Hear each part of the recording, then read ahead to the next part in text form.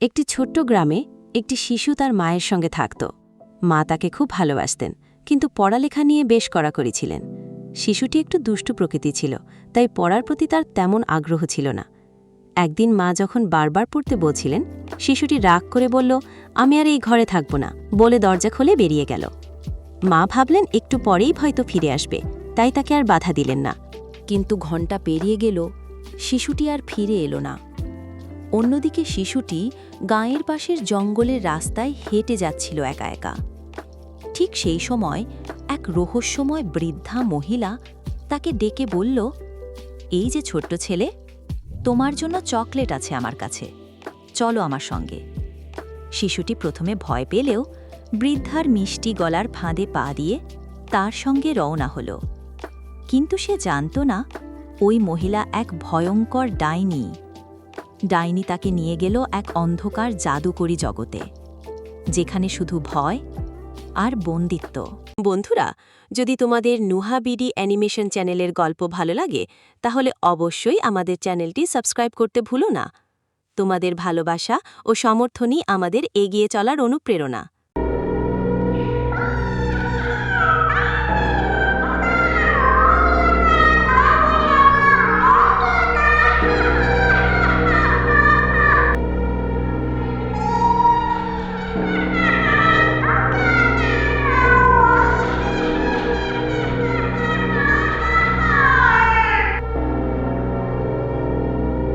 এদিকে মা যখন দেখলেন তার সন্তান ঘরে ফিরছে না, দিশেহারা হয়ে ছুটে গেলেন কাছের এক জাদুঘরে।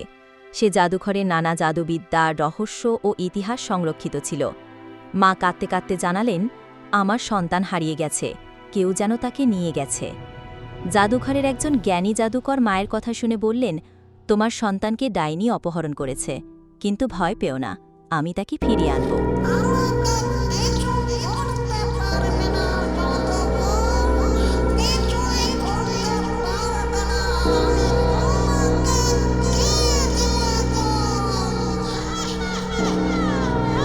আমাকে মেরো না, আমাকে মেরো না, আমি চলে যাবো, কাউ কোথায় করবো না, আমাকে মেরো না, আমাকে মেরো না, আমাকে মেরো না, আমাকে মেরো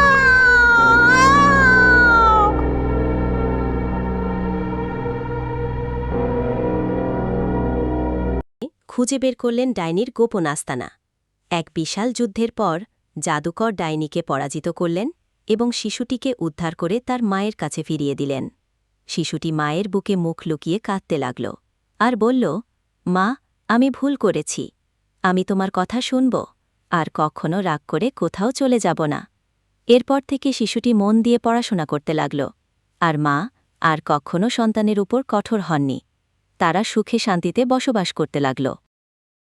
বন্ধুরা, যদি তোমাদের নুহা বিডি অ্যানিমেশন চ্যানেলের গল্প ভালো লাগে, তাহলে অবশ্যই আমাদের চ্যানেলটি সাবস্ক্রাইব করতে ভুলো না। তোমাদের ভালোবাসা ও সমর্থনই আমাদের এগিয়ে চলার অনুপ্রেরণা।